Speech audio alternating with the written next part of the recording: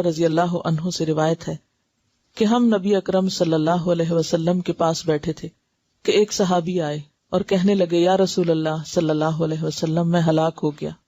نبی اکرم صلی اللہ علیہ وسلم نے پوچھا کیا بات ہے؟ اس نے کہا میں روزے کی حالت میں بیوی سے صحبت کر بیٹھا ہوں۔ رسول اللہ صلی اللہ علیہ وسلم نے پوچھا کیا تو ایک غلام آزاد کر سکتا ہے؟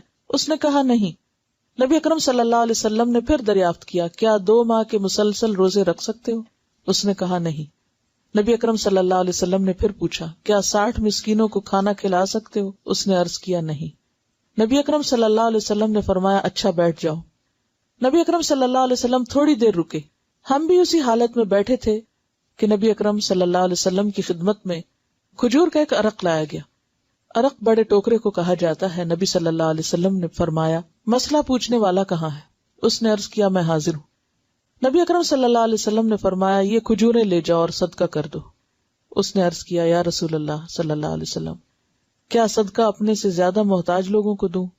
واللہ مدینہ کی ساری آبادی میں کوئی گھر میرے گھر سے زیادہ محتاج نہیں۔ رسول اللہ صلی اللہ علیہ وسلم ہنس دیے یہاں تک کہ نبی اکرم صلی اللہ علیہ وسلم کی ڈاڑیں نظر آنے لگی۔ نبی اکرم صلی اللہ علیہ وسلم نے فرمایا اچھا جاؤ اپنے گھر والوں کو ہی کھلا دو۔ اسے بخاری اور مسلم نے روایت کیا ہے۔ یہ ہے اسلام کا حسن اور اسلام کی رعایت۔ اب اس میں آپ دیکھیے کہ جو بات پتہ چل رہی ہے وہ یہ ہے کہ انسانی کمزوری یا انسانی بھول چوک کی وجہ سے اگر انسان سے ایسا کوئی گناہ ہو جائے تو پھر اس کا کفارہ ادا کرے، اور کفارے میں کیا ہے؟ غلام آزاد۔ اگر غلام نہیں تو پھر اس کے بعد 2 ماہ کے روزے، اور اس میں انسان یہ نہیں کہ مستی سے صرف کہ نہیں مجھ سے روزے نہیں رکھے جاتے، نہیں، یہ دیکھا جائے گا کہ اس کی صحت اور اس کی جسمانی حالت کیسی ہے۔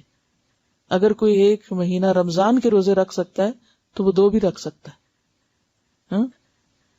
تو یعنی جو شخص رمضان کے روزے رکھ لے تو پھر اس کا مطلب یہ ہے کہ وہ اس قابل ہے، اور اگر کوئی بیمار ہے یا معذور ہے اور وہ روزے نہیں رکھ سکتا تو پھر وہ 60 مسکینوں کو کھانا کھلائے گا، اور اگر کوئی غریب ہے اور وہ نہیں کھلا سکتا تو پھر اس کو کچھ دیا جائے گا کہ وہ آگے کسی کو کھلا سکے۔ اب آپ نے یہ نہیں کہا اچھا پھر جاؤ تم کچھ بھی نہ کرو، کہا بیٹھ جاؤ، اور بٹھایا کس لیے؟ کہ کوئی اس کی مدد کی جائے تاکہ وہ اپنا کفارہ ادا کر سکے، کیونکہ روزے کی عبادت اتنی اہم عبادت ہے کہ یہ نہیں کہ ایسے ہی انسان جان بوجھ کے توڑ دے، اس کو مذاق میں توڑ دے یا کسی وجہ سے یا مستی میں، اور پھر اس کے بعد کہ نہیں وہ تو فلاں صحابی نے ایسا کیا تھا، انہوں نے کچھ بھی نہیں کیا تھا تو میں بھی کچھ نہیں کر۔ نہیں، اس سب کے پیچھے وجہ ہے، کیونکہ انتہائی فقیر شخص تھا، لہٰذا غلام کہاں سے آزاد کرتا؟ کھانے کو نہیں ملتا تھا، اتنا کمزور ہوگا کہ 2 مہینے کے روزے بھی نہیں رکھ سکتا، اور پھر 60 مسکینوں کو کھانا کہاں سے کھلاتا جس کے اپنے گھر کھانا نہیں۔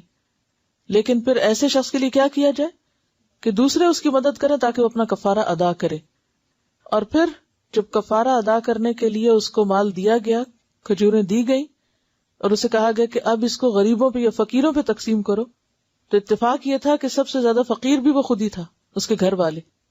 تو پھر آپ صلی اللہ علیہ وسلم نے اس کے گھر والوں کے لیے ہی وہ کھجوریں، یعنی کفارت اس مرد کو خود دینا تھا نا، فقیر بچے تھے یا گھر والے تھے، تو اس لیے اسی کے گھر والوں کو وہ کفارے کا مال دلوا دیا گیا۔